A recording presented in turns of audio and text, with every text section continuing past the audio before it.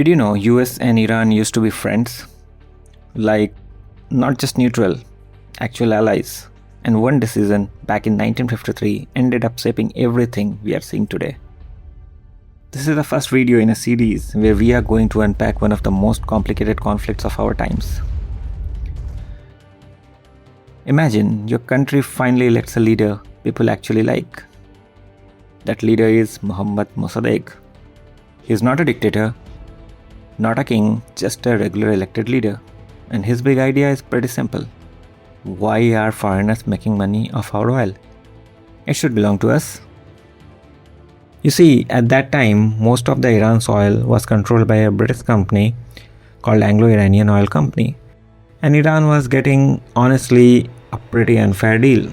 To start with, Iran's share in oil profit was as low as 20%. The company actually paid more money in taxes to the British government than it paid to Iran. In other words, Iran's own oil was making Britain richer than Iran itself. Iran didn't even have full transparency. They couldn't properly check how much oil was being sold, how much profit was being made. And finally, compared to other countries at that time, say places like Saudi Arabia, which were getting 50-50 deal, but Iran way less. So from Iran's point of view, it felt like we have the oil, but we don't have the control. And we are not getting the money. And that's exactly why Mohammad Mossadegh stepped in and said, we are taking the control back. And he nationalizes the oil industry. Now from Iran's point of view, this is totally fair. But from Britain's side, they just lost a massive business. So Britain gets really upset and tries to pressure Iran economically. Then US steps in, not immediately, but soon after.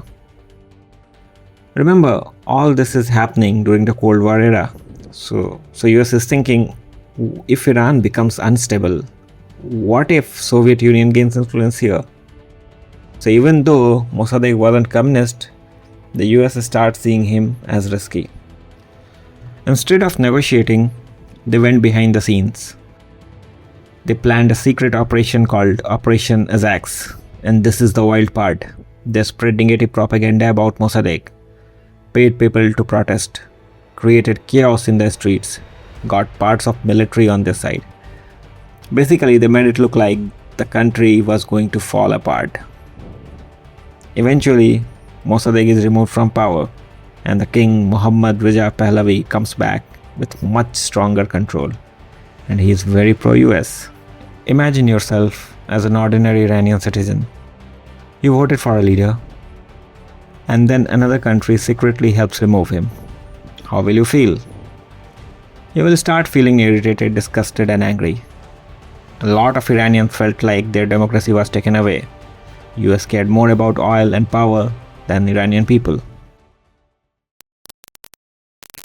This one event basically sets the tone for everything later.